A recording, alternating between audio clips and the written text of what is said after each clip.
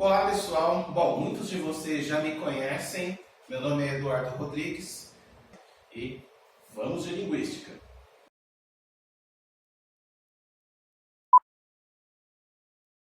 Olá gente, vamos lá então, seguindo nas nossas videoaulas aí, nos nossos bate-papos. Linguística em Foco, nossa quinta aula da série, para o canal Podcalize-se. Bom, na aula de hoje então, a gente também vai ser mais uma aula longa. Nós vamos falar sobre verbo, locução verbal, lugares verbais, um conceito bem interessante aí, que acho que ajuda bastante a gente a entender algumas coisas.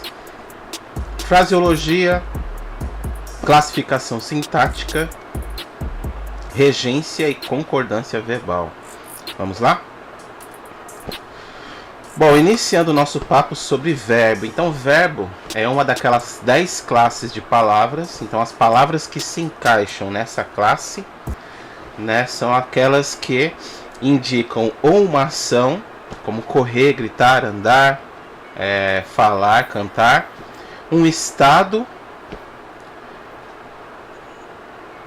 ficar, estar e ser, um fenômeno da natureza, como chover, trovejar, amanhecer, uma ocorrência ou fato, nascer, cair, morrer, etc. Né? Então o verbo da classe de palavras, ela muda em pessoa, né? A primeira pessoa, aquela que fala, né? Normalmente, o eu, né? A segunda pessoa, que é com quem se fala, o tu, ou vós, né? E a terceira pessoa, que em linguística a gente chama de não pessoa, né? Que é aquele de quem se fala, né? Normalmente é coisa, né? A gente vai falar disso lá quando estivermos tratando... não, a gente vai falar ainda hoje sobre isso. Mas propriamente em elementos de comunicação a gente fala melhor. Varia em número também, né? Plural e singular. Então eu, nós, nesse coletivo aí, varia em número, em tempo, né? Presente, passado e futuro. Em modo, o indicativo, que é o reino das certezas, guardem bem isso, o reino das certezas. O subjuntivo, que é o reino das incertezas. E o imperativo, que é o reino das ordens, né? Varia também em voz, nós temos a voz ativa, temos a voz passiva e a reflexiva, isso em relação à ação do verbo, né? Então quando eu digo eu gosto de gatos, ele está na voz ativa, então é aquela ordem VSO, né? Verbo, sujeito, objeto. A gente vai falar bastante sobre essa ordem aí, VSO, né? Verbo, sujeito, objeto, a ordem ativa. Então, primeiro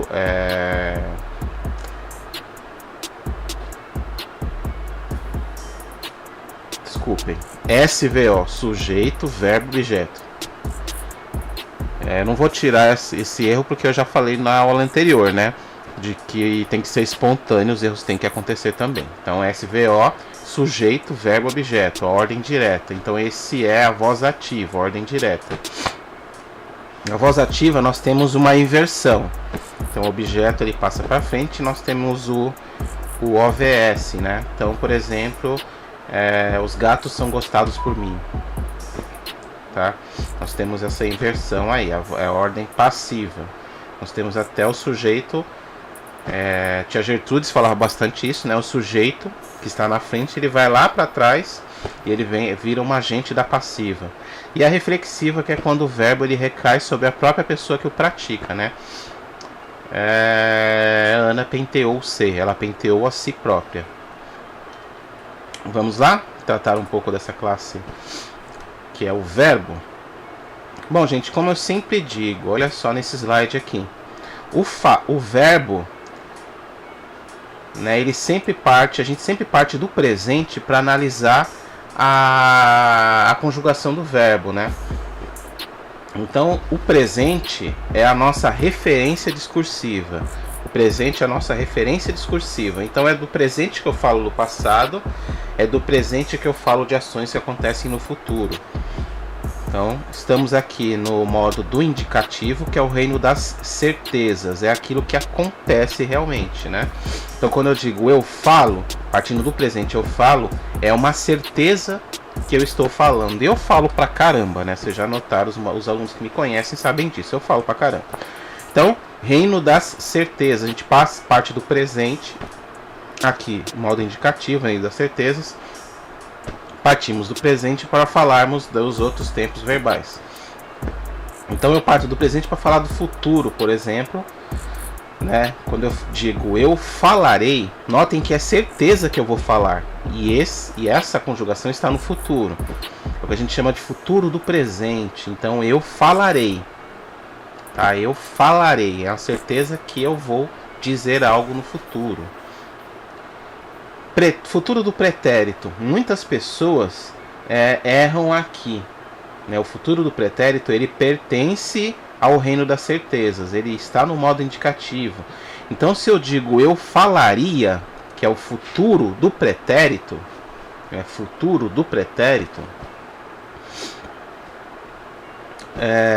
é uma ação que ela acontece na certeza de uma outra, né? Ele depende de uma outra para acontecer. Mas se essa acontecer, é certeza que ela aconteceria. Ixi Maria, agora sim eu fiquei confuso. Vamos lá, vou me elucidar. Eu falaria mal de você. É certeza que eu vou falar mal de você ou não? Algumas pessoas nesse momento ficam em dúvida. Pô, é certeza, não é certeza? Olha só, eu falaria mal de você se eu tivesse oportunidade para isso. Então, eu falaria mal de você se eu tivesse a chance. Tá? Eu falaria mal de você se eu tivesse a chance. Então as pessoas dizem assim, não, mas não é certeza que eu vou falar mal de você. Me dá uma oportunidade, uma chance pra você ver se eu não falo mal. Se eu não tasco lá a sua orelha queimando. Então notem que é sim do reino das certezas. Basta eu ter uma chance, basta essa ação acontecer, que a outra também acontecerá. Então é certeza que ela vai acontecer. A diferença é que ela depende de uma outra para acontecer, mas é certeza que ela aconteceria, tá? Então eu falaria mal de você se eu pudesse. Eu colaria na prova se eu tivesse uma cola. Então, como eu não tenho cola, eu não vou colar. Também é certeza. Se eu tivesse uma cola, é certeza que eu colaria. Mas não vamos colar em língua portuguesa não, que é chato. Matemática pode, física também. Em português não. Vamos lá, não, brincadeira, não cola em nada. Agora vamos passar pro passado, falar do passado. Então do presente eu miro pro passado. Olha só, tia Gertrude sempre falava muito pra gente do pretérito perfeito, do pretérito mais que perfeito e do pretérito imperfeito. Vamos ver o que cada uma dessas ações ela nos quer dizer, cada uma dessas designações. Vejam bem, quando eu digo eu falei, então partindo lá do presente, olhando para o passado, eu digo eu falei. Estamos ainda no reino das certezas, o indicativo. Certo é certo que eu falei. Olhei para o passado e digo eu falei. Notem que quando eu digo eu falei, por que eu sei que essa ação é perfeita? Por que eu digo que ela é perfeita? Porque ela começou no passado e terminou no passado sem que nada a interrompesse. Então eu comecei a falar no passado e terminei de falar e ninguém se meteu a besta de me interromper. Então eu digo eu falei, eu discursei, eu cantei, eu reclamei. Então eu comecei a reclamar e terminei de reclamar. Ninguém me interrompeu, eu reclamei. Agora se eu digo eu reclamava quando alguém me interrompeu. Entende? Quando eu digo eu reclamava, dá essa impressão de que aconteceu alguma coisa que me interrompeu, eu fui interrompido. Eu reclamava, eu falava, eu cantava, eu esquecia, né? Então, ele é um passado, um pretérito imperfeito, porque alguma coisa aconteceu e não deixou a ação ser concretizada. Então, ela iniciou no passado, mas por algum motivo ela não foi concluída. Então, eu falava quando você me interrompeu. Tudo bem? Eu falava quando você me interrompeu. Então, eu não terminei a ação de falar. Estou sentindo falta até dos aluninhos me interrompendo de falar para fazer perguntas. Vamos lá. O mais que perfeito é uma ação que hoje já não se usa tanto. Eu acho que quase não se usa mesmo, né? O mais que perfeito, ela é quando você quer indicar uma ação que começou no passado e terminou no passado no exato momento em que uma outra ação também começou e terminou. Dá para entender porque parou de ser usado, né? Porque é chato, né? Então, quando eu digo eu falara, né? Significa que eu comecei a falar e terminei de falar no exato momento em que alguém começou alguma outra ação e também terminou essa ação. Então nós temos até um exemplo aqui embaixo, ó. Ela discursara quando você chegou. Significa que no mesmo momento em que eu terminei de discursar, a pessoa chegou. Entenderam? Eu discursara, terminei de discursar no exato momento em que a pessoa chegou. Então eu digo eu discursara quando você chegou. Eu falara quando você chegou na sala. Entenderam? Então essa é uma ação mais que perfeita. Uma ação que é perfeita, né? Ela começou no passado e terminou no passado, junto com outra ação na sequência, no exato momento em que outra ação também começou e terminou no passado. Pretérito mais que perfeito a gente quase não usa mais, mas é bem comum achar em alguns livros de literatura. Ok? Bom, modo subjuntivo é o reino das incertezas, das suposições.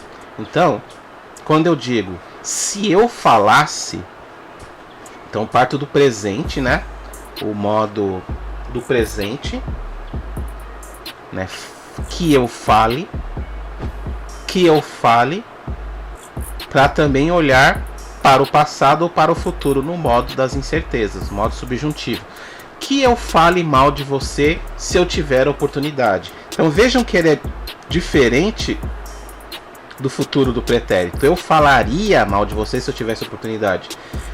Ou seja, é certo que eu vou falar mal de você se eu tiver a chance. Já aqui, né? A gente está falando de presente, mas serve para o futuro também. Que eu fale mal de você se eu tiver oportunidade. Se eu tiver alguma oportunidade. Que eu fale mal de você se eu tiver alguma oportunidade. Não é certo que eu vou falar mal de você. Posso falar ou não. Certo? Pode ser que a raiva passe até lá e eu não queira mais falar mal de você, não. Ok? Se eu falasse mal de você, você poderia me dar um soco na boca. Então, se eu falasse, então é uma incerteza. Não é certo que eu falei ou que eu deixei de falar. Então a pessoa diz, eu vou te dar um soco na boca. Eu falei, se eu falasse mal de você, você poderia me dar um soco na boca. Mas não é certeza que eu falei mal ou não. E a mesma coisa se aplica no futuro. Quando eu falar mal de você, você me dê um soco na boca. Isso, o negócio já tá ficando violento, né? Quando eu falar mal de você, você me dê um soco na boca. Não é certeza que eu vou falar. Ok? Então, modo do subjuntivo, reino das incertezas. Chegamos aqui, então, aos nossos lugares verbais. Então, os lugares verbais é um conceito que eu vi na linguística já faz algum tempo, né? E ajuda bastante a entender a transitividade, a intransitividade verbal, a complementação verbal e o lugar da preposição lá também, né? Então, algumas coisas a gente consegue entender com esse conceito de lugares verbais. Eu acho bem legal. Pena que a tia Gertrudes não tratou com a gente, né? Nós temos aí então esse mapa mental, né? Lá na primeira aula a gente ensinou a fazer mapas mentais, né? Então nós temos um mapa mental aí dos lugares verbais. Vamos tratar cada um deles. Gente, então existem verbos que não tem nenhum lugar verbal, tá? Existem verbos que não tem nenhum lugar verbal. Ele não pede nem quem pratica a ação do verbo, né? Quem pratica a ação do verbo, e também não pede o que é praticado pelo verbo, né? Não pede nem quem pratica e nem aquilo que é praticado. São verbos que não têm lugares verbais, né? Eles acontecem sempre com fenômenos da natureza. Então, por exemplo, chove, amanhece, trovejará, né? De trovejar. Então, chove, do chover, amanheceu, do verbo amanhecer, trovejará, futuro, né? Do verbo trovejar. Não pede nem quem chove, né? Que é a chuva que chove, né? A gente não pede quem chove. A gente sempre sabe que é a chuva que chove, né? Pode ser que chova coisas diferentes, né? It's raining man, né? Tá chovendo homem, né?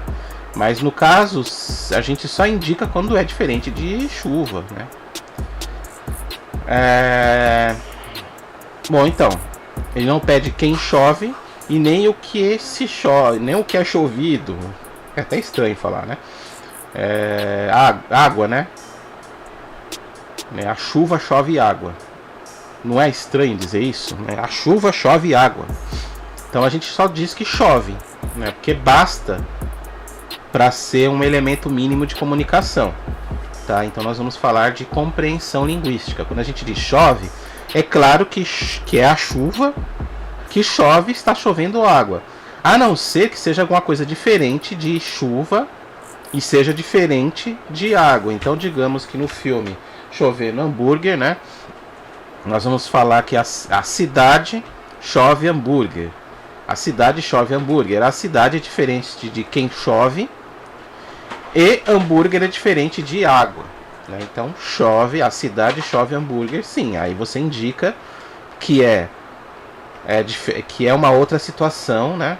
Então é necessário você dizer quem chove e o que chove. Mas fora isso, você sempre vai dizer apenas chove e é o suficiente para entender.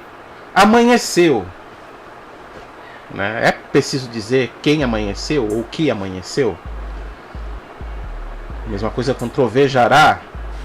Trovejará se chover. É preciso dizer quem troveja ou o que troveja? Não, né? Então esses são verbos que não possuem nenhum lugar, né? Nem quem chove, nem o que se chove, né? Não pede quem pratica, nem o que é praticado. São verbos que não têm nenhum lugar. Existem verbos, no entanto, que pedem apenas um lugar verbal, quem os pratica. Existem verbos que pedem apenas um lugar verbal, quem os pratica. Esses são verbos intransitivos. Por que eu digo intransitivo? No próximo slide a gente vai entender melhor, mas eu vou adiantar. Ele não transita para o complemento. Ele não transita para o complemento. Ele só pede quem pratica. Ele não transita. Ele não transita, ele não precisa de um complemento. Entendeu? Verbos de apenas um lugar que pedem sempre apenas quem os pratica, ele não transita para um complemento, ele não pede um complemento. Exemplo desses verbos, por exemplo, Luciana morreu. Luciana morreu. Você tem uma amiga? Não, amiga não. Vamos tirar os amigos. Você tem um desconhecido que morreu aí. Não vamos associar, vamos evitar associar a algum vírus, né, para não causar mais pandemia, não piorar as estatísticas. Então Luciana morreu, sabe a Luciana? Ela morreu. Então você não precisa de mais informação aqui. Se você sabe quem é Luciana, ou não sabe, enfim, você não precisa de mais informação para saber que ela morreu, tá? Então são elementos mínimos de comunicação. Então Fred chegará. Então não é preciso dizer onde ele vai chegar, que horas ele vai chegar, para você conseguir entender essa frase, né? Fred chegará, Luciana morreu, são exemplos de verbos intransitivos, eles não pedem complemento. Aí alguém vai dizer assim, ah, mas eu quero saber do que Luciana morreu. Ela morreu de dengue. Tá, então isso daqui não é um complemento solicitado pelo verbo, é um predicativo, é um adjunto, tá? Ele não é um elemento essencial dessa oração, que a tia Gertrudes falava bastante pra gente, não é um elemento essencial da oração. Essencial, eu digo assim, não é necessário ele existir pra gente entender a situação aqui, né? A situação sintática, né? Luciana morreu, basta para saber que existia uma pessoa chamada Luciana e ela já não se encontra mais entre nós, ok? Existem verbos que pedem dois lugares. Ele pede quem pratica e o que é praticado. Pede quem pratica e o que é praticado. Esses verbos são verbos transitivos. Por que são transitivos? Porque eles transitam. O sentido deles, né? Eles precisam de um complemento, eles transitam, ok? Quando você tiver verbos que pede quem o pratica e o que é praticado, esses verbos precisam de complemento. São verbos cujo sentido transitam. Eles transitam, focando aqui no verdinho, tá? Bom, se eles transitam, né? Esse lugar aqui, né, nós temos o lugar da pessoa, que é a pessoa que pratica, e o que é o lugar do objeto, é praticado, tá? Então, o lugar de quem pratica, o lugar de o que é praticado, é um lugar aqui, quem pratica, a pessoa que pratica, e aqui a coisa, o objeto praticado. Então, é por isso que nós dizemos que quando transita, né, transita para o objeto. Então nós temos um verbo transitivo, porque ele transitou, né, verbo transitivo, objeto direto ou indireto. Então transitivo direto ou transitivo indireto. Aqui é o objeto que é direto ou indireto, tá? Por exemplo, é diferente do anterior, né? Vocês lembram aqui que Luciana morreu, não pede mais nada. Dá pra gente entender. Estamos falando de elementos mínimos de comunicação. Se eu digo Ana comprou, sabe que surge essa curiosidade, essa coisa bate no peito, querendo saber o que foi que ela comprou, sabe? Ana comprou. Ana comprou. Ana comprou. Ana comprou o quê? Caramba. Katsu. Desculpe, Katsu. Ana comprou o quê? Comprou uma bolsa. Priscila gosta do que, Cacilda? Ela gosta de gatos, tudo bem? Então são verbos que precisam necessariamente de um complemento, porque eles, apenas com quem pratica, não é o suficiente para a gente entender a sentença, tá? Ana comprou o quê? Tudo bem? Eles precisam de complemento, você já sabe que é transitivo. É um verbo transitivo, ele transitou, ele pede um complemento. Tá? Priscila gosta de algo, né? Então esse algo aqui que ela gosta, ele transitou, tá? Vamos saber se esse algo, se esse objeto que ele transitado aqui, esse complemento, se ele é um objeto direto ou indireto. Vamos dizer aqui, ó, né? Vamos olhar aqui em cima aqui. Ana comprou. Então a gente sabe quem é Ana. Comprou algo. Quem compra algo. Tá? Quem compra algo. Vocês vejam que aqui ele não transitou direto? Compra algo. Ele não transitou. Olha no verdinho, ele não transitou direto. Então ele é um transitivo direto. Tá? Então Ana comprou algo. Uma bolsa. Então o que ela comprou? Uma bolsa. Quem comprou? Ana. Tô repetindo várias vezes para ficar bastante claro isso daqui, tá, gente? Não sei se nas aulas da tia Gertrudes ficou bastante claro isso.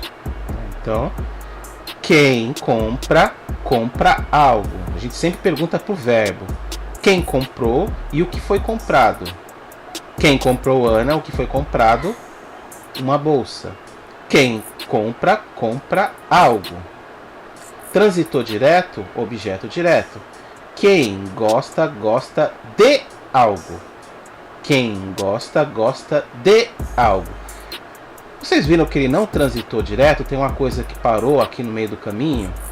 Gostar de algo. Gostar de algo. Ele não transitou direto? Alguma coisa interrompeu? Gostar de algo. Gostar de algo.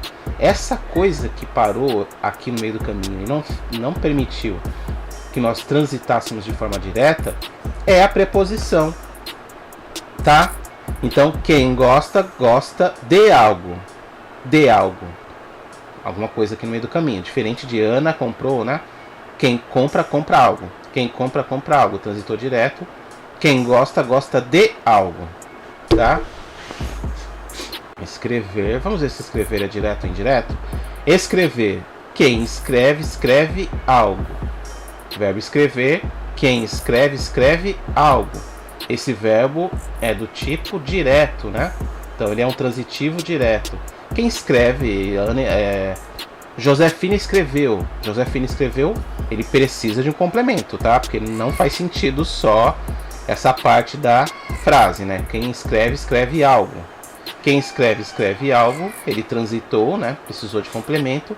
Quem escreve, escreve algo, transitou direto. Verbo transitivo direto.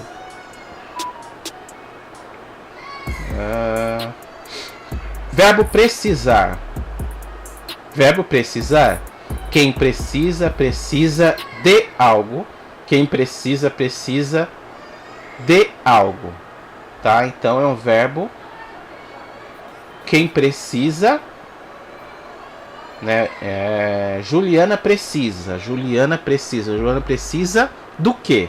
Quando você sente essa necessidade de complementar, de um complemento, esse verbo do tipo transitivo. Ele precisa de um complemento, né? Precisando de um complemento, ele é transitivo. Então quem precisa, precisa de algo. Como ele não transitou direto, existe uma preposição aqui. Esse algo é um objeto indireto. É um objeto indireto seguido de preposição, antecedido de preposição. Então esse verbo precisar é do tipo indireto. Quem precisa, precisa de algo. Tudo bem? Existem verbos que possuem 3 lugares, né? 3 lugares verbais,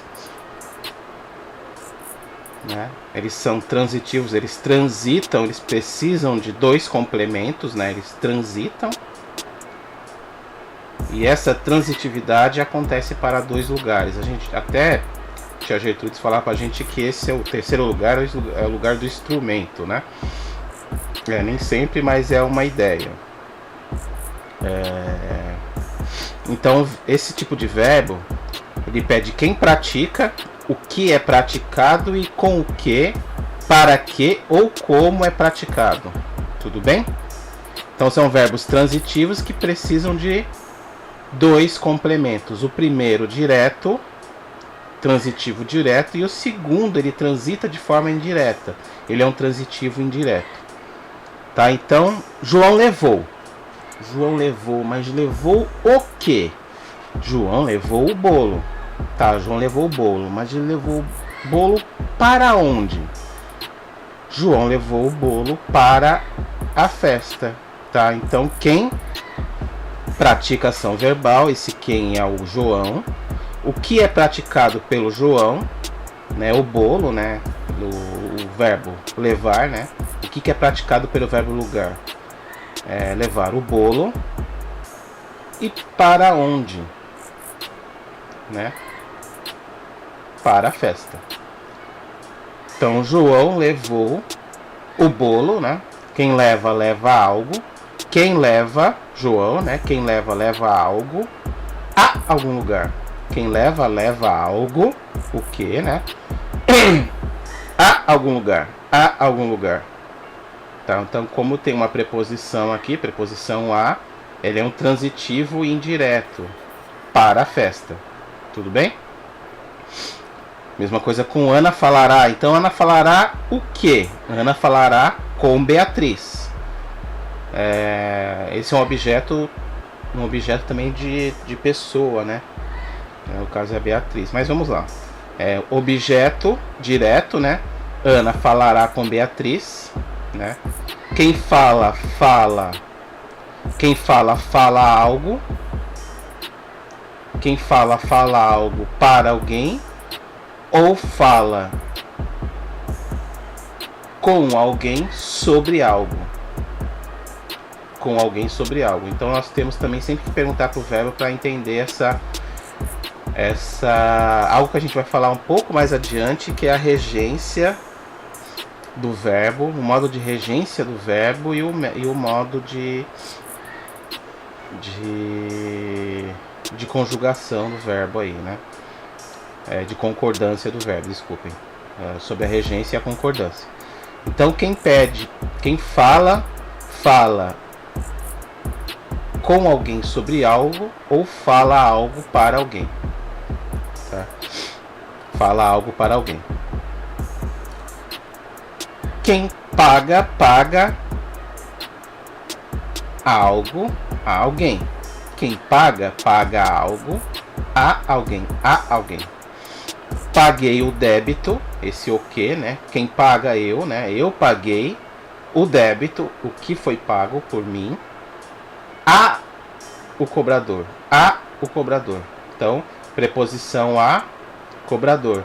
A exemplo do que aconteceu com Beatriz aqui, o falará, né? O verbo falará, nós também temos aí essa dupla forma de regência, de concordância do verbo. Quem paga, paga algo a alguém ou paga a alguém por algo. Tá? Quem paga, paga algo a alguém ou paga a alguém por algo.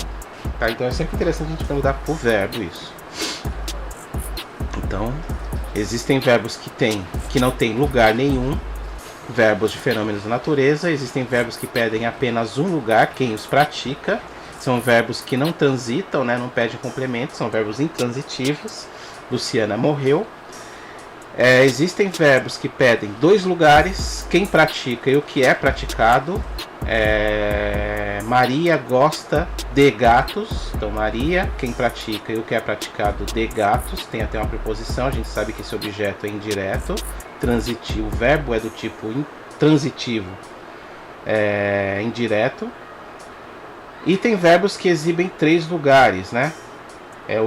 Quem pratica, o que é praticado, e com o que, para que, como é praticado. Então, eu paguei o débito, verbo transitivo direto, a o cobrador, verbo transitivo direto e indireto, verbo transitivo direto e indireto, objeto direto, objeto indireto, lugares verbais, complementos. Vamos falar um pouco sobre locução agora. Locução verbal. Falamos aí na segunda aula que está aí no canal que toda palavra que tiver o sentido de uma única palavra, quando isso acontecer, nós temos uma locução. Tá? Então nós temos locuções de diversos tipos. Locução adjetiva, aquele caso de fui ver uma obra artística, fui ver uma obra de arte. Esse de arte, artística, tem o mesmo sentido, né? Nós temos duas palavras de arte, né, com sentido de uma artística. Então nós temos de arte, nós temos uma locução adjetiva.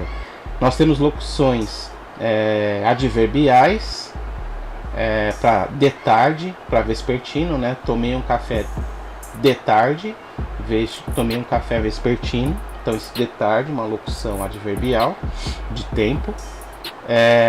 Nós temos diversos tipos de locução, adnominal e por aí vai, pronominal. Vamos falar hoje sobre a locução verbal e o tempo composto também, que é um tipo de locução verbal. O vídeo a gente vai passar um pouco mais, vamos passar logo mais, ele vai falar um pouco mais sobre isso, de uma forma bastante clara. Só adiantando então, locução verbal é quando você tem um verbo auxiliar, que o auxiliar é sempre o peão, né? Sempre aquele que trabalha, enquanto o verbo principal é aquele que fica na boa em casa lá, longe do coronavírus, né? Enfim, O verbo principal, ele fica ou no gerúndio, ou no infinitivo, ou no particípio passado. Tá? Então, locução verbal são formados, é quando você tem dois verbos funcionando como um único verbo. O primeiro apenas flexiona no presente, no passado ou no futuro, né? Eu estou, Maria iria, então eu estou presente, Maria iria passado, José ficará futuro. Então é o único que flexiona em presente, passado e futuro, e nas várias pessoas do verbo e por aí vai, em número também. E o principal, ele fica na boa ou no gerúndio ou no gerúndio ou no infinitivo ou no particípio passado. Então, eu estou estudando no quarto. Eu estou estudando no quarto. Isso daqui não é gerundismo, isso daqui é gerúndio. Gerundismo é um erro, é um vício, né, de linguagem. A gente vai falar lá na frente sobre isso. Não tenham medo de usar o gerúndio. Tenho medo do gerundismo. Lá no futuro, quando nós estivermos falando sobre vícios de linguagem, que faz parte da nossa tríade de linguagem, a gente fala sobre isso. Então, eu estou estudando no quarto. Nesse exato momento, eu estou estudando. Eu estudo, né? Eu estou estudando no quarto, uma ação que ocorre no presente, né? Então, vocês vejam que apenas o verbo auxiliar, o primeiro, ele conjugou, e o segundo ficou no infinitivo, no gerúndio. Tá? Eu estou estudando no quarto. Maria iria ficar em casa hoje. Ela ficaria em casa hoje. Então, são dois verbos com o sentido de um único, né? Ficaria. O primeiro conjugou, iria. Então, está no passado. E ficar no infinitivo. José ficará irritado. Ele se irritará comigo, né? Então, dois verbos no sentido de um. As pessoas perguntam, né? Mas então, para que eu vou usar a locução verbal se ele tem sentido de único? É estilo, é estilística de uso mesmo, né? Às vezes ele reforça alguns sentidos, né? José ficará irritado comigo. Pode ser que em alguns casos tenha um sentido diferente de você dizer que ele se irritará comigo, né? É um único verbo, né?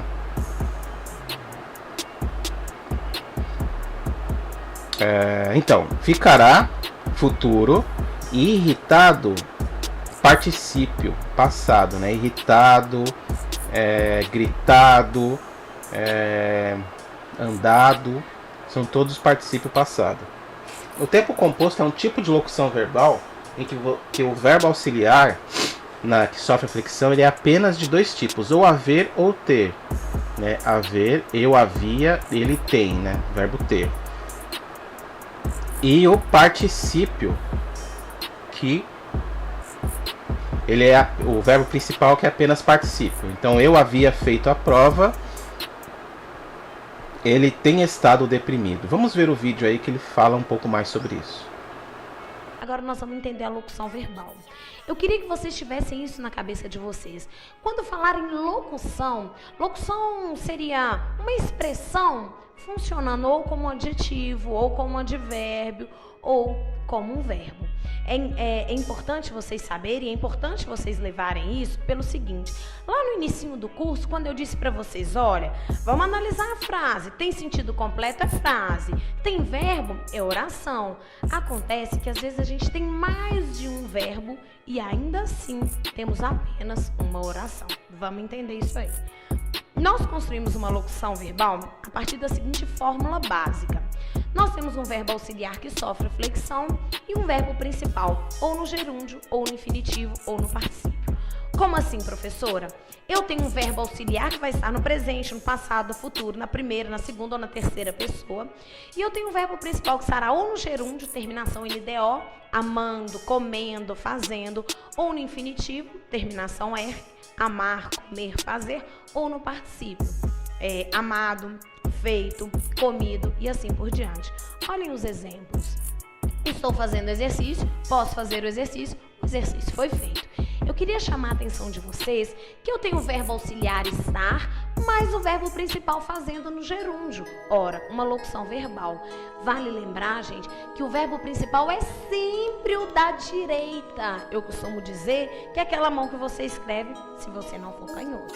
Numa locução verbal, você sempre tem um verbo auxiliar e um verbo principal, que é o da direita. Olha o segundo. Posso fazer o exercício. Posso aí seria considerado na teoria aí um verbo auxiliar, foi usado como um verbo auxiliar, o verbo principal está no infinitivo. E o exercício foi feito, tem o verbo ser auxiliar, mas o verbo fazer no particípio. Queria chamar a atenção de vocês que numa locução verbal, para que eu tenha uma locução verbal, uma oração apenas e não duas, nós temos que ter o mesmo sujeito. Vejam que estou fazendo tem o sujeito eu. Posso fazer o sujeito eu. Foi feito o sujeito exercício. Sempre que você tiver um verbo auxiliar, mais um verbo principal no infinitivo, no gerúndio ou no particípio, e a estrutura apresentar o mesmo sujeito, trata-se de uma locução verbal. Agora nós temos um tipo especial de locução verbal que é chamado de tempo composto. O tempo composto é como se fosse uma locução verbal só construída com o verbo auxiliar ter ou haver e o verbo principal no particípio. Eu tenho feito exercício. Tenho feito não é considerado locução verbal, mas tempo composto. Vale lembrar também que essa estrutura apresentará o mesmo sujeito. Sou eu que tenho feito o exercício. Estou dizendo aí para vocês que nessas 4 frases, embora eu tenha 2 verbos, esses 2 verbos constituem uma estrutura apenas, uma locução. Nós temos aí a construção de apenas uma oração. Queria chamar a atenção de vocês o porquê que a gramática diferencia a locução verbal de tempo composto. Na verdade, gente, na locução verbal, se você quiser saber o tempo da estrutura, é só olhar o verbo auxiliar.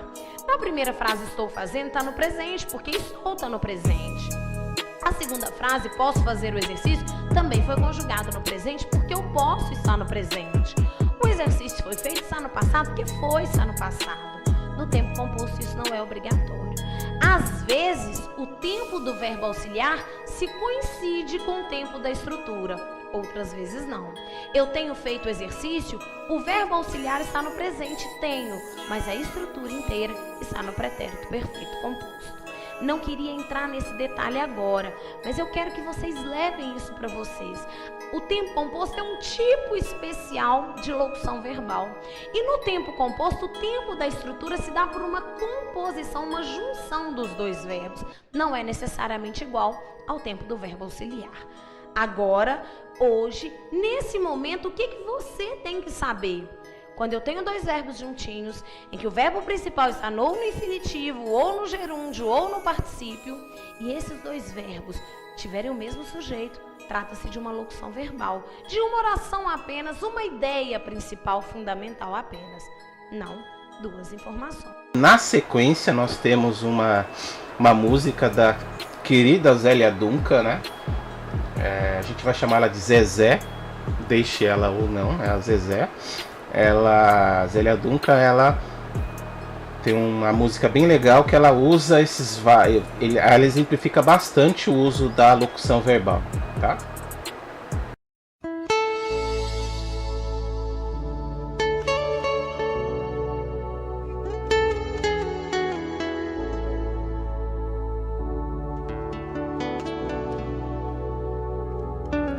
O deserto que atravessei, ninguém me viu passar, estranhas só, nem pude ver que o céu é maior, tentei dizer, mas vi você tão longe de chegar, mais perto de algum lugar. É deserto onde eu te encontrei, você me viu passar, correndo só, nem pude ver que o tempo é maior. Olhei pra mim, me vi assim, tão perto de chegar onde você não está. No silêncio, uma catedral, um templo em mim, onde eu possa ser imortal, mas vai existir vida eu sei vai ter que existir, vai resistir nosso lugar. Solidão, quem pode evitar? Te encontro enfim, meu coração é secular. Sonha e deságua dentro de mim amanhã. Devagar, me diz como voltar.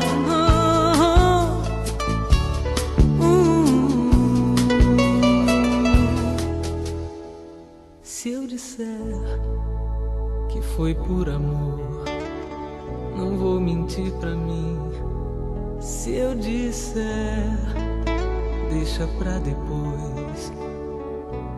Não foi sempre assim, tentei dizer, mas vi você tão longe de chegar, mais perto de algum lugar.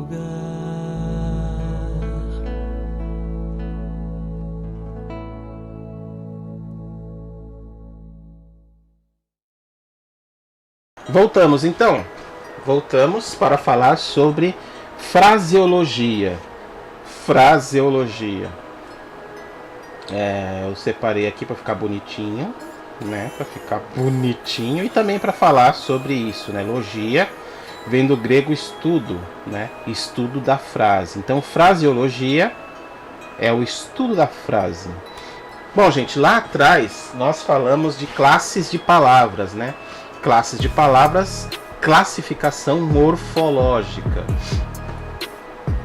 Então nós dissemos que as palavras elas se organizam em tipos, né? E esse tipo, dentro da morfologia, claro, né?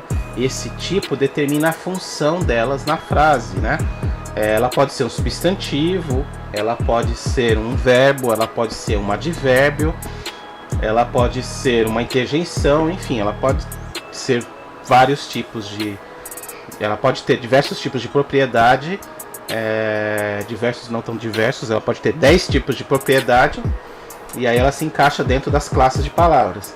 Mas as palavras também possuem uma outra classificação dentro da sintaxe, dentro da sentença. Então, quando nós falamos das 10 classes de palavras, nós estávamos nos referindo à classificação morfológica. Mas essas mesmas palavras também possuem uma classificação quando estudadas dentro da sentença. Então elas possuem sim valores diferentes. Por exemplo, aqui temos uma sentença que fica mais fácil de a gente verificar isso. A minha amiga vendeu 3 sandálias brancas de couro, tá? Então, a minha amiga vendeu 3 sandálias brancas de couro. Eu tô com o nariz escorrendo aqui. Será que eu peguei coronavírus, mano? Tomara que não, né? E olha que eu tô em isolamento ainda, pelo amor. Eu só fui na empresa 2 vezes só. Vamos lá, vamos seguir.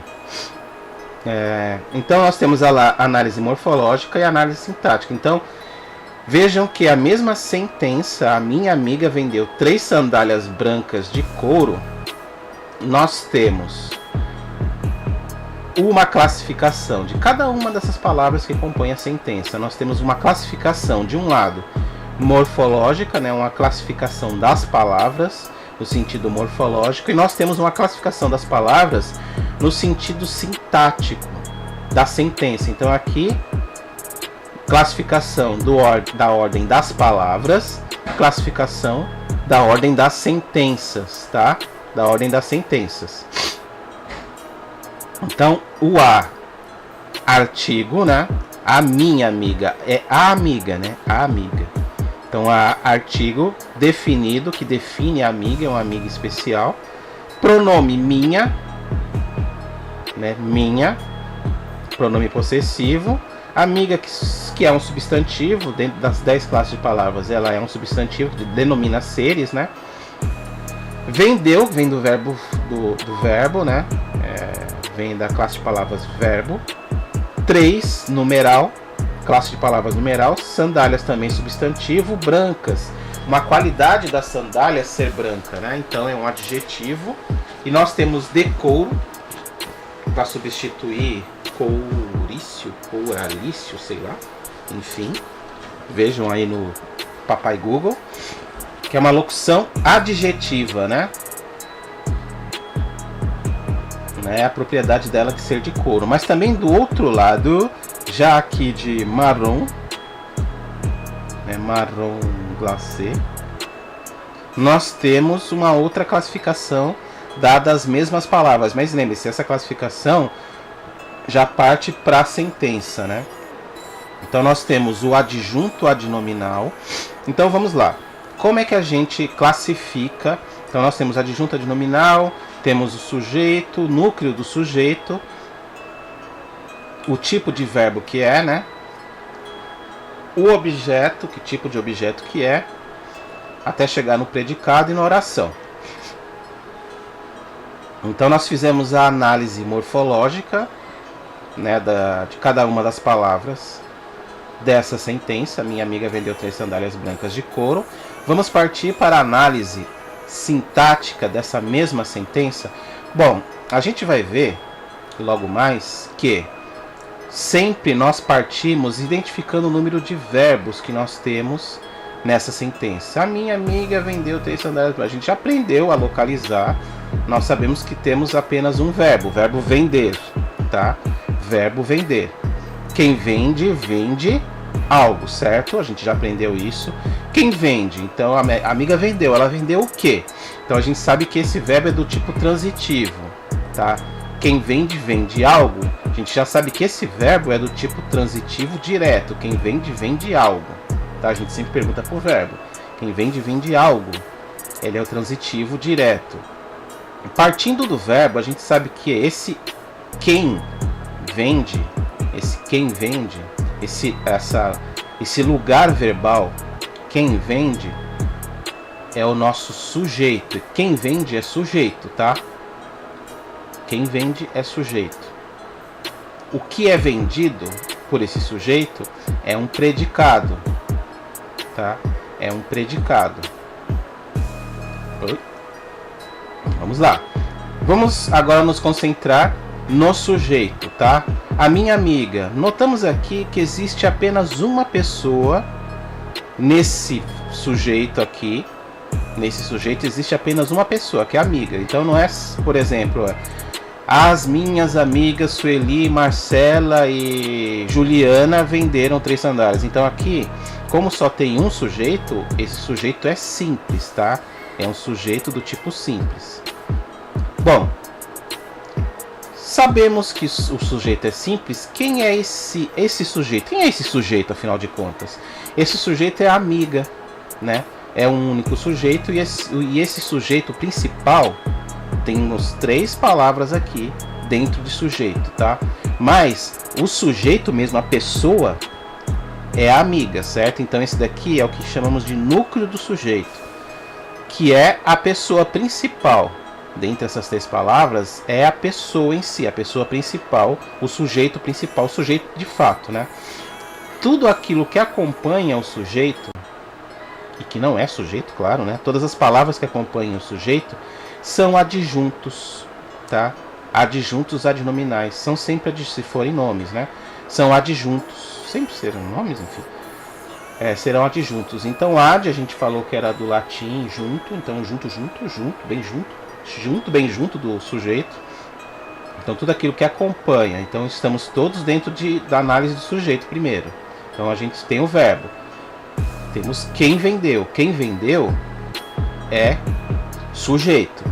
Localizamos o núcleo do sujeito, que é a pessoa principal. Todas as palavras que acompanham são adjuntos, tá? Adjuntos adnominais. Tudo bem, localizamos o sujeito, localizamos o núcleo do sujeito, localizamos o adjunto. Vamos partir para o outro lado, que é o que é vendido, né? Localizamos quem vendeu, o que é vendido. Esse o que é vendido é o predicado. Predicado verbal, no caso, porque o núcleo da sentença é um verbo, né? Então é um predicado verbal. Enfim, predicado verbal. Qual que é o núcleo? Porque o predicado, ele também tem um núcleo, né? O núcleo é sempre o substantivo, né? A informação mais importante ali. Então, a informação mais importante de 3 sandálias brancas de couro, coralíceas, sei lá, 3 sandálias brancas coralíceas de couro, locução, é as sandálias em si, né? A informação mais importante é o núcleo do predicado. Então temos a gente já sabe que é um objeto direto, né? Porque quem vende algo, quem vende algo. Então a gente sabe que tudo isso daqui é o nosso objeto, né? Tudo isso daqui é o nosso objeto. Por que aqui predicado verbal? Olha só, nós temos o objeto e esse objeto ele faz parte do verbo, né? Do verbo transitivo direto. Ele faz parte, então ele é um predicado verbal, porque ele está ligado a um verbo, tá? Nós temos também um predicado nominal, a gente vai falar sobre ele mais adiante lá, que a gente chama de predicativo, né? Enfim. Então, núcleo, sandálias, objeto direto, né? Cujo núcleo, o núcleo do objeto é sandálias, e tudo aquilo que acompanha o núcleo, a gente já tratou aqui, também funciona aqui, que são adjuntos adnominais, tá? Esse adjunto adnominal, no lado da sintaxe, no lado da análise da sentença, no lado da análise morfológica é um numeral. Esse adjunto adnominal brancas, no lado morfológico, da análise morfológica, ele é um adjetivo. Então, a cada uma dessas palavras cabe um duplo estudo, vamos dizer assim. Do lado morfológico, classificação das palavras, e de um lado sintático, classificação na sentença. Bom, então estamos aptos a iniciar a nossa brincadeira com a análise da oração, a nossa análise fraseológica, e aí a gente já começa ao estudo do texto, né? Esse é o primeiro embrião do estudo do texto, que é entender a sentença. Então aqui, ó, toda sentença, né? Tudo aquilo que tem sentido completo, é uma frase, tudo bem? Uma frase pode ser uma sentença inteira. Eu ganhei um copo. Então você entende o que foi ganhado e quem ganhou. E pode ser uma única palavra. Sim, meus amigos. Uma frase pode ser formada de uma única palavra, desde que essa palavra seja capaz de estabelecer uma comunicação completa. Se eu estou no estádio e de repente alguém grita "Gol!", pularam da cadeira também? Então foi o suficiente para estabelecer uma comunicação, para todo mundo entender o que aconteceu, tá? Então essa palavra foi suficiente para expressar uma comunicação, como fogos, socorro. Então são frases que cada um de nós consegue entender, consegue estabelecer comunicação, quem está dizendo e para quem está dizendo, para as pessoas com as quais esteja comunicando, é suficiente para estabelecer comunicação, tá? Então uma frase é todo enunciado com sentido completo. Vamos entender a oração? Então a oração é todo enunciado organizado em torno de um único verbo, tenha ele sentido completo ou não. Então uma oração, ela pode ser uma frase também, se ela tiver sentido completo, tá? Mas nem toda frase é uma oração. Você viu o caso de socorro e gol, por exemplo, não são verbos, tá? São frases capazes de exprimir uma comunicação completa, só que elas não têm verbo, tá? Então elas são frases, mas não são orações. Mas existem frases que têm orações, tá? Desde que elas tenham pelo menos um verbo. Aqui, ó, Santos receberá uma... Santos receberá uma o quê? Então você vê que ele precisa de um complemento. Essa frase, ela precisa de um complemento, né? Mas ela tem um verbo, pelo menos um verbo, o verbo receber. Então ela é uma oração. Ela não é uma frase, porque não tem sentido completo, mas é uma oração porque tem um verbo. Tudo bem a diferença entre oração e frase? Olha, Pelé ergueu a taça. Aqui, ó, tem um verbo, erguer, então é uma oração. Pelé ergueu a taça. Tudo bem? Todo mundo entendeu quem é Pelé e o que foi erguido? Então aqui nós temos uma frase também, porque tem sentido completo. Então é uma oração e é uma frase, porque tem um verbo, oração, verbo, e é uma frase porque tem sentido completo. De baixo, a terceira. Tananana, quando viu uma aeronave. Tanana, quando viu uma aeronave, tá faltando quem ou o que viu essa aeronave, né? Então não tem sentido completo, mas tem o verbo ver. Então é uma oração, mas não é uma frase. Tudo bem?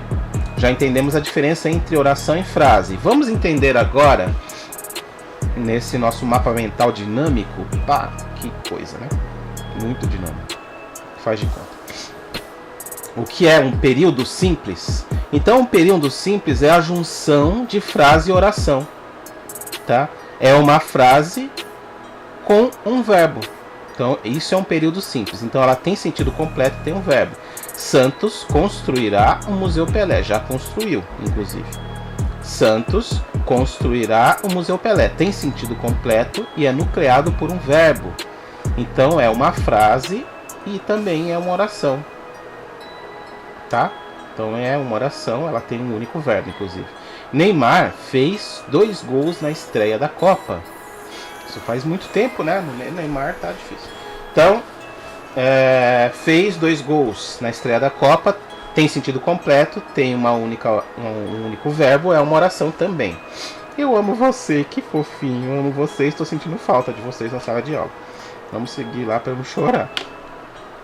Então, agora nós entendemos o que é um período simples, certo? Né, junção de frase e oração. Vamos entender o que é um período composto? Professor, vai ficar difícil. Vai nada, aluno. Vamos seguir, né? Período composto quando nós dizemos que é um período composto, significa que nós temos 2 frases. Nós temos 2 frases, esquece. Nós temos 2 ou mais orações, tá?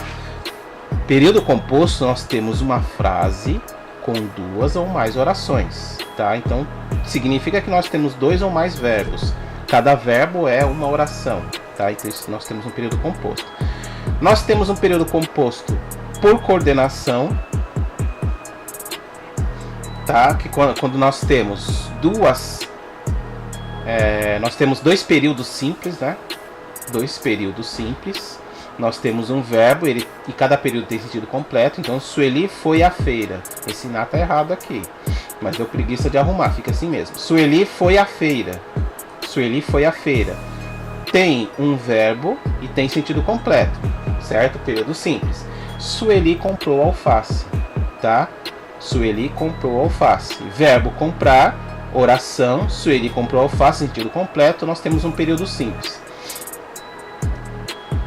Por alguns motivos, nós temos que juntar, quando nós queremos juntar 2 períodos simples, 2 ou mais períodos simples, nós temos um período composto, tá? O período composto, então, é a junção de 2 orações, né? No caso do período composto por coordenação, é a junção de 2 períodos simples, tá? Nucleado por uma conjunção. Então, essa daqui, do reino das classificações de palavras, a conjunção, ela possui a propriedade de unir orações, tá? Unir orações. Vamos para um outro exemplo. Ainda período composto por coordenação. Coordenação é quando nós temos 2 períodos, né? Quando nós temos 2 períodos que são 2 sentenças, quando nós unimos 2 sentenças com sentido completo. Jorge falava ao telefone. Olha, verbo, sentido completo. Jorge falava ao telefone. A ligação caiu, né? A ligação caiu, nós temos um verbo e temos sentido completo. A gente entende que a ligação caiu por algum motivo, tá?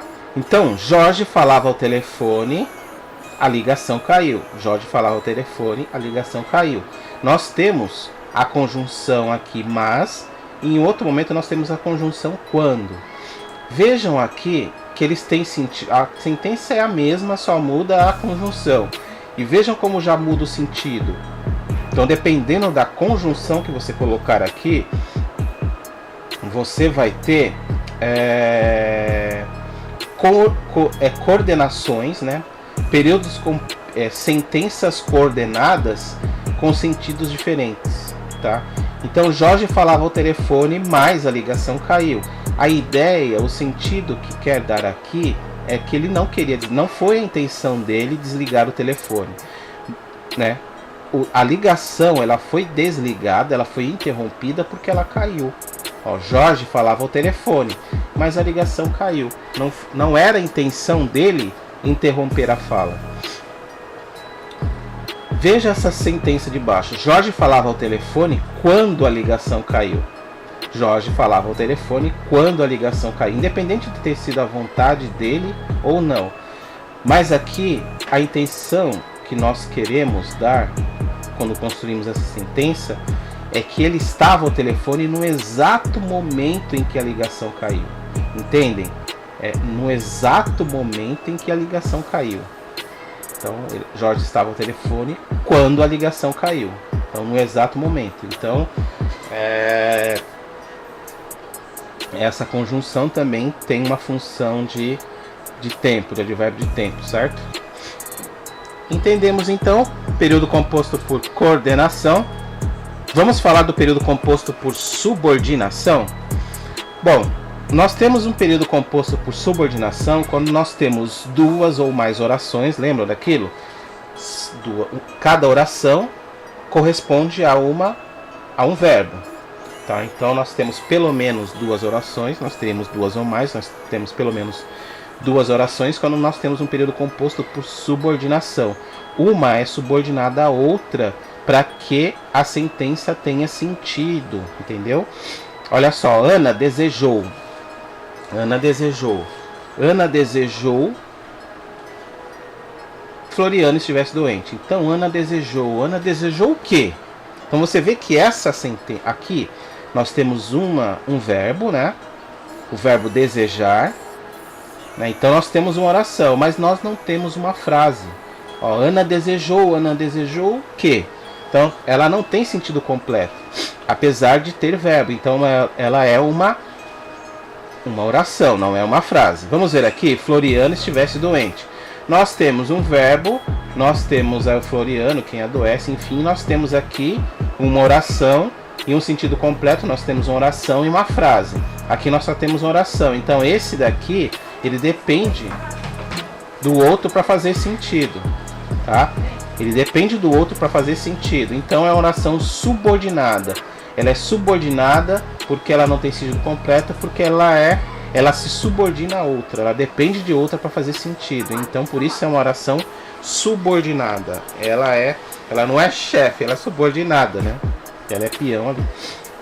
Então Ana desejou isso, que Floriano estivesse doente. Quem deseja algo, que Floriano estivesse doente. Tudo bem? Adoeci, brinquei na chuva, mesma coisa. Então, sempre que nós tivermos uma sentença, nós vamos achar quantas orações elas têm, essa sentença tem, nós vamos procurar o número de verbos e também vamos procurar aqueles que fazem sentido ou não para detectar quais são subordinados a qual, né? E aí eu tomo cuidado, eu peço para vocês tomarem cuidado.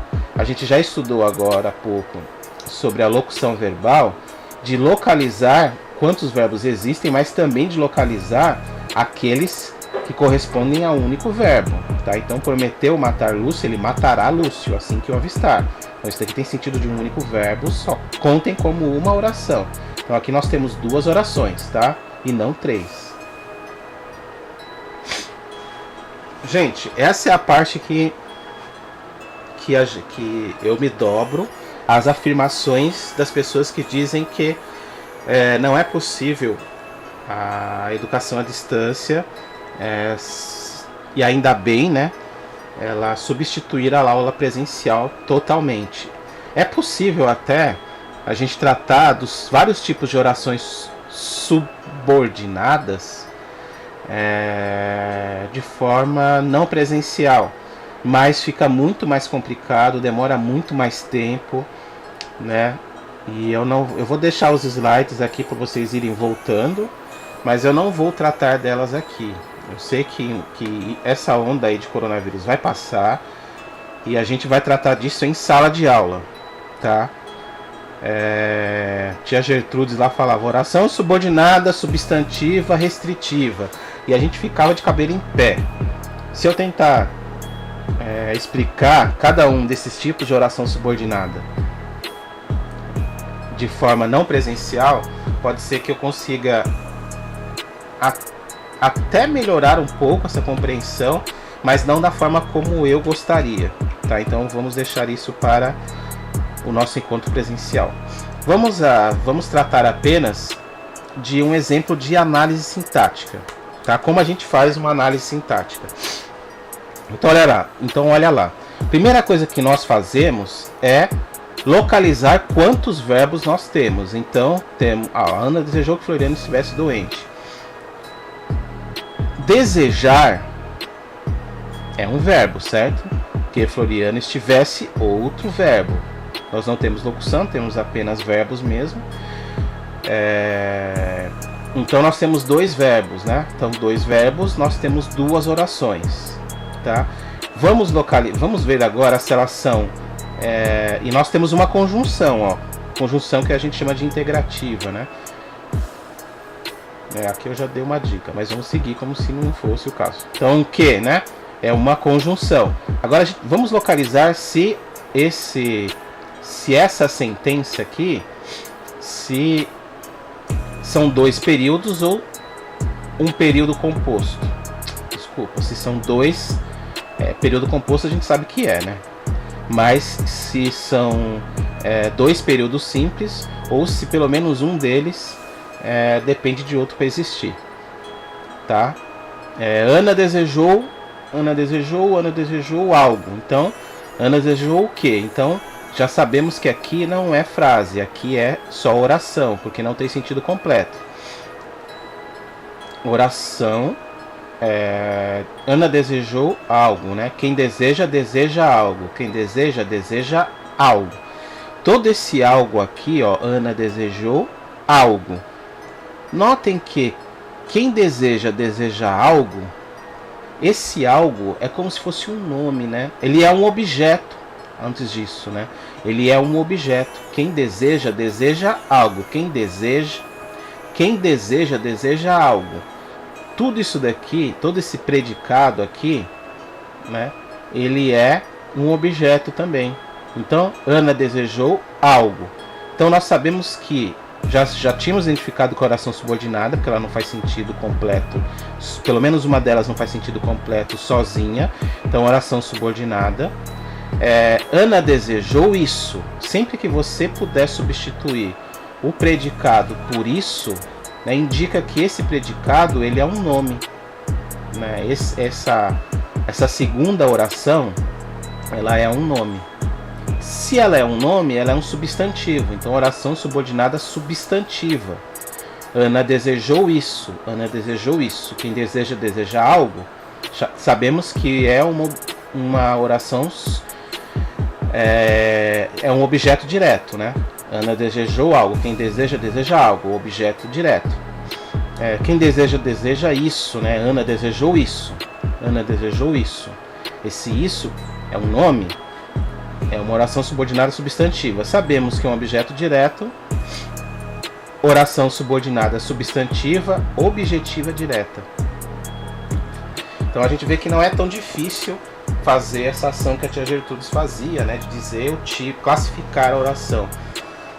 Felizmente esse tipo, dar nome a isso já não é mais tão importante assim como foi no passado, né? Que alguns vestibulares, alguns concursos públicos pediam para você classificar isso. Isso é muito chato e serve, não vou dizer que não serve para pouca coisa, porque quando você domina isso daqui, né, quando você domina a classificação, ajuda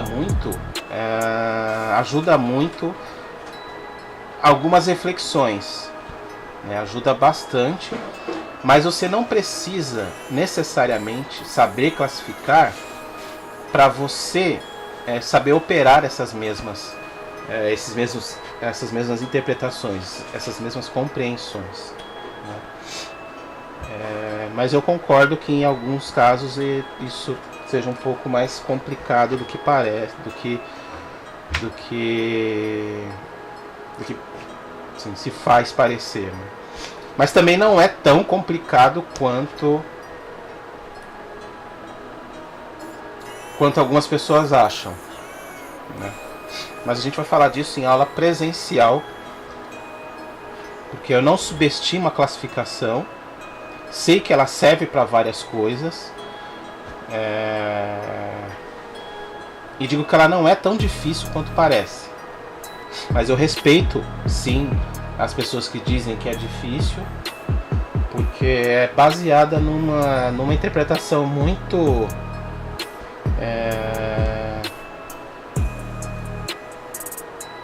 muito complicada da gramática, né? E a linguística ela ajuda um pouco sem puxar a sardinha da linguística, mas ela ajuda um pouco a entender isso melhor. E à distância a gente perde um pouco dessa compreensão. Não sei se eu fui claro, mas enfim. Como um amigo meu disse, para não ficar cortando os erros em nada, né? Deixar tudo acrescido aí, porque fica mais natural. É a nossa fala por enquanto. Vamos aguardar o retorno das aulas presenciais. Mas enquanto isso, nós vamos tratar de alguns assuntos, aí sim, alguma coisa que a linguística nos ajuda em tratar da desambiguação, que é esse des, né, essa partícula de não, né, de tirar, né, tirar a ambiguidade, porque existem sentenças que têm um duplo sentido, certo?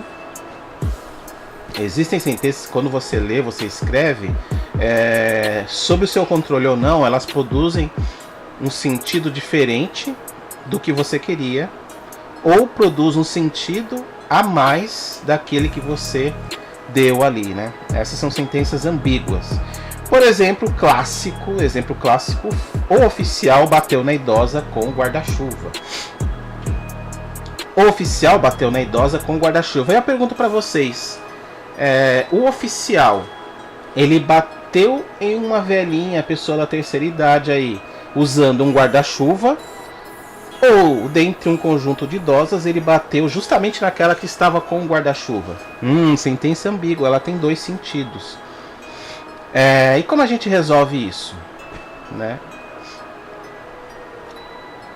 A gente resolve isso com um processo chamado topicalização, né? Topicalização é a ação de transformar em tópico, ou seja, deslocar um termo para a frente, né? Deslocar um termo para desfazer essa ambiguidade. A gente sabe que o sentido de leitura, né, no ocidente aqui é sempre da esquerda para a direita, certo? É da esquerda para a direita. Então nós tendemos a guardar mais no cérebro, né? A gente tende a dar mais importância, mais ênfase àquilo que a gente lê primeiro. Então a topicalização, que é um recurso muito utilizado pela mídia de uma forma em geral, ela também ajuda a desfazer a ambiguidade, né? Eu falei da mídia em geral, na verdade da propaganda, né? Porque elas trazem para frente, elas usam a topicalização para dar ênfase em algo. Por exemplo, é possível vencer o crack. Vamos mudar para coronavírus? É possível vencer o coronavírus. É possível vencer o coronavírus. É possível vencer o coronavírus, ele tem um impacto pequeno, dizendo assim, né? Mas quando a gente traz para frente o termo mais importante, coronavírus, é possível vencer. Vocês vejam que a ênfase é diferente. Então, é possível vencer o coronavírus? Coronavírus. É possível vencê-lo. Tá certo que eu dei uma enfasada no som aqui, mas vocês entendem que topicalização é um artifício para tornar mais importante aquilo que traz para adiante, né? Então aqui, olha, essa técnica de Topicalização. Foi o oficial que bateu na velha com guarda-chuva. Então a gente deixa claro que quem bateu era um oficial, né? E ele não importava nada, ele não bateu com, ele não foi o instrumento da culpa, né? Foi com o guarda-chuva que o oficial bateu na velha. Já aqui a gente chama atenção para o guarda-chuva. Foi na velha que o oficial bateu com o guarda-chuva. Aqui nós queremos chamar a atenção que quem apanhou foi a velhinha, tadinha. Foi na velha com o guarda-chuva que o oficial bateu. Então vejam que eu trago para frente aquela ênfase, então eu consigo dar o sentido que eu quero realmente. Topicalização. Usem na redação de vocês. Eu acabei de falar sobre isso daqui. Eu esqueci desse slide. Bom, passa lá. Agora vamos falar um pouco sobre concordância verbal. Concordância verbal. O verbo, ele tende a concordar com o núcleo do sujeito. Ele concorda com o núcleo do sujeito. Nós já aprendemos no slide anterior a localizar o núcleo do sujeito, a pessoa principal. É com ela, aliás, desculpem, é com ela que o verbo concorda. Então, por exemplo, o povo brasileiro foi ou foram às urnas? O povo brasileiro foi ou foram às urnas? Nós dizemos que o povo brasileiro foi às urnas porque o núcleo é singular. Apesar de representar um grupo de pessoas, o núcleo é singular, tá? Então, o povo brasileiro foi às urnas porque o núcleo é singular. Os brasileiros foi ou foram às urnas? Foram, claro, né? Porque o núcleo é brasileiros e aí já é plural. Entenderam essa concordância verbal? Vamos ver se vocês entenderam mesmo. Como metade do escritório entrou ou entraram em greve hoje? Tenho de trabalhar dobrado. Como metade do escritório, tananana, em greve hoje, tenho de trabalhar dobrado. Como metade do escritório entrou ou entraram em greve? Certeza que vocês entenderam, que vocês acertaram, porque vocês foram no núcleo do sujeito, que é metade. Metade não é inteiro, metade não são dois, então metade é singular, certo? Metade entrou em greve. Tenho de trabalhar dobrado. Ainda em concordância, vamos para essa sentença aqui. Realmente é difícil. Apenas 0,75% dos brasileiros parará algum dinheiro em jogos de azar durante a vida. Ganhará ou ganharão algum dinheiro? Nós temos brasileiros ali, tá? Mas qual é o núcleo? A informação principal. A informação principal não é brasileiros nesse caso. É 0,75%. Esse é o núcleo do sujeito. Tá? 0,75% dos brasileiros ganhará algum dinheiro em jogos de azar.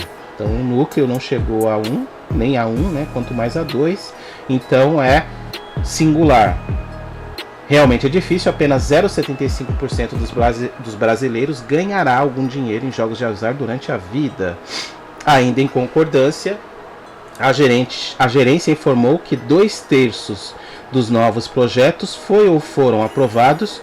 Qual que é o núcleo? Isso, muito bom. O núcleo não é projetos, o núcleo é numeral também. A gerência informou que 2/3 dos novos projetos foram aprovados. Nesse caso, é plural porque não foi 1/3, foram 2/3, né? Então, um todo que foi dividido em 3, você tomou as duas partes, 2/3 dos novos projetos foram aprovados, 2/3 é plural. Concordância, acho que é a última, né? 8% dos brasileiros faltou ou faltaram no vestibular da FATEC do ano passado. Núcleo também. É bem importante a gente entender isso, né? Que o núcleo não é candidatos, é numeral também. 8% faltaram, né? 8% é plural. O número é plural, não a quantidade que ele representa, mas o número é plural. 8% dos candidatos faltaram. O percentual de alunos aprovados nas últimas provas, tananana, um montante de 12%. Olha ali, ó, o percentual de alunos aprovados nas últimas provas. Tudo isso daqui é sujeito. Tudo isso daqui é sujeito. Onde está o núcleo? Onde está a informação principal? Está em o percentual. O percentual é singular. Então o percentual dos alunos aprovados nas últimas provas atingiu o montante de 12%. Eu falei que era o último nada. Esse daqui é interessante para a gente entender de uma vez por todas essa coisa da concordância verbal, primando pelo núcleo do sujeito. Olha ali, a primeira turma de profissionais de saúde do programa do governo federal mais médicos para iniciar nessa segunda-feira. Faz tempo que eu fiz esses slides aí, né? A primeira turma de profissionais de saúde do programa do governo federal mais médicos. Tudo isso daqui é sujeito, né, do verbo, desse núcleo, dessa locução verbal. Foi aprovado, foram aprovados. E eu quis sim confundir vocês colocando um núcleo grandão, mas quando a gente encontra a parte mais importante, o núcleo desse sujeito, fica fácil dizer que foi aprovada é o correto, né? Porque o núcleo é a primeira turma. Então, de um conjunto de turmas, foi a primeira. Nós estamos nos referindo à primeira turma. Então, a primeira é o nosso núcleo. Então, é a primeira turma, tarana, foi aprovada. Tudo bem? É singular. Agora a gente passa para algo que é um pouquinho mais complicado, que é a regência do verbo, principalmente em relação ao seu complemento. Tá? Então eu trato isso, regência e concordância, com questões, né, de vestibulares e concursos públicos, para sair um pouco daquela coisa meio maçante de falar apenas sobre regência, porque tabela de regência, tabela de concordância na internet tem um monte, mas é só esse mecanismo de como funciona a concordância, de como funciona a regência. O restante vocês podem procurar no Pai Google aí. Tá, então, em termos de regência, assim como concordância, mas principalmente regência, a gente sempre pergunta para o verbo. Sempre perguntem para o verbo, que vocês vão entender o seu complemento, né? Que preposição que está ali, enfim. Principalmente de preposição. Então, esqueceu-se do endereço. Então, ele está pedindo a regência errada, a regência verbal incorreta. Então, quem se esquece, esqueceu-se do endereço. Quem se esquece de algo. Então, esqueceu-se de o endereço, certo? De mais o, né? Então, isso daqui estaria correto. Não simpatizei com ele. Quem não simpatiza com alguém. Quem não simpatiza com alguém. Sempre perguntem para o verbo, tá? Também está correto. Simpatizei com ele. O filme a que assistimos foi ótimo. Todos nós sabemos que quem assiste algo presta auxílio. Quem assiste a algo está vendo, está curtindo, pipoquinha ali, pessoal em casa com coronavírus assistindo seus filminhos aí. Então, quando eu digo o motoboy do iFood caiu na rua, eu assisti a ele. Então, o motoboy do iFood caiu na rua, eu assisti a ele, significa que eu assisti a queda dele. De repente eu até fiz uma pipoquinha para ver o negócio lá, a pessoa sadomasoquista.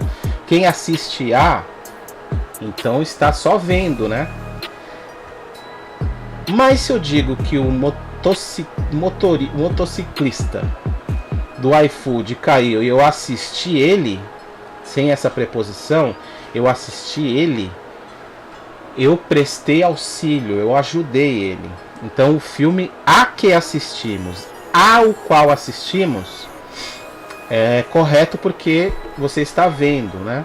Você está, eu assistir, ver, né? Não é assistir, auxiliar. Se tivesse assim, o filme que assistimos foi ótimo, significa que você, em esse o filme que assistimos é ótimo, significa que você estava lá na batalha, lá fazendo o filme junto.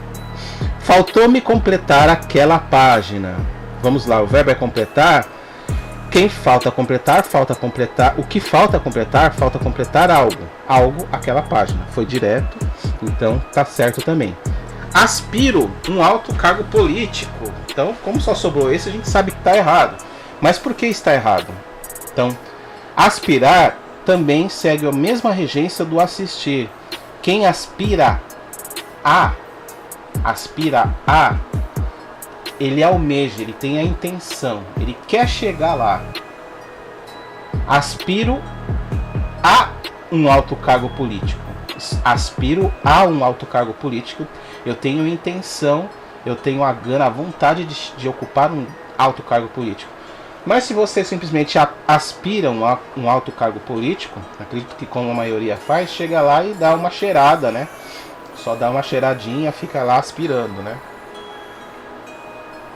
Só sente o cheirinho. Então aspiro um alto cargo político, eu sinto o cheiro. Não tenho vontade de chegar a ele. Então, os slides aí tratando mais pormenorizadamente sobre isso, tá? Quem não quer ver, pra gente ganhar tempo, quem não quer ver a resposta que eu já vou trazer aqui, pausa e analisa. Então a resposta certa é a D.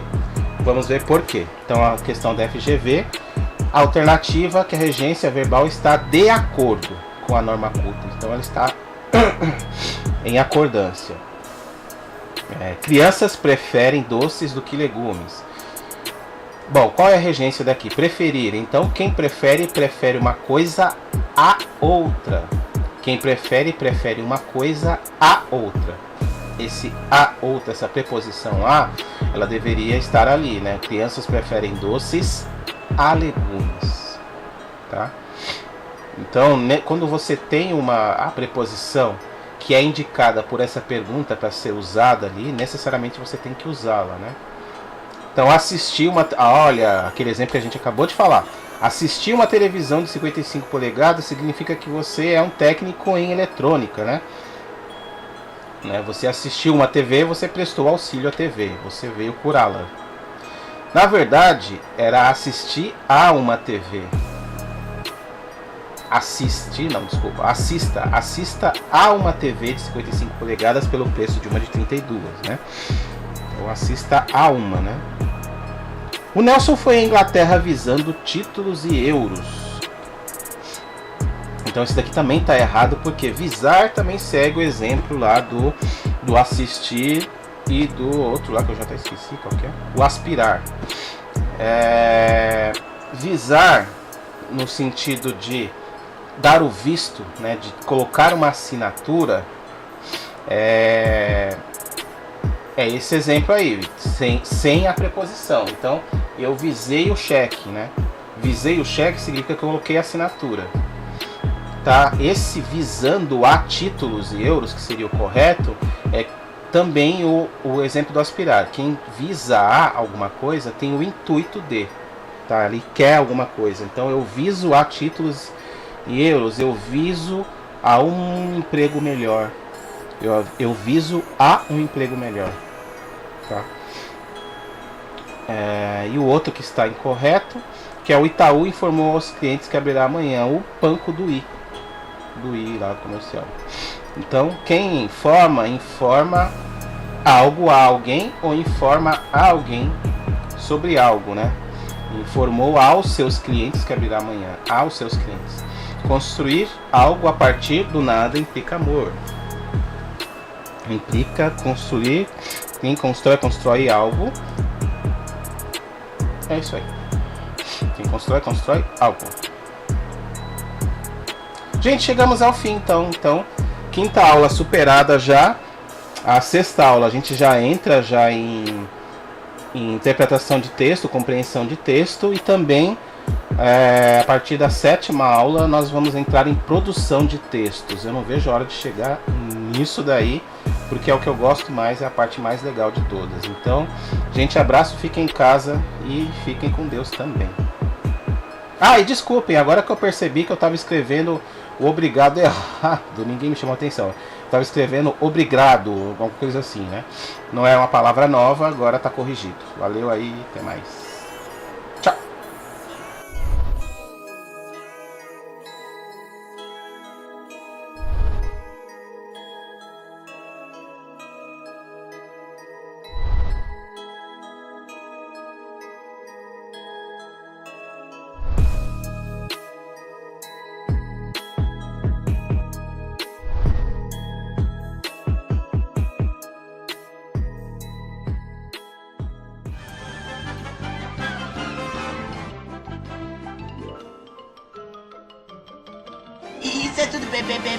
pessoal.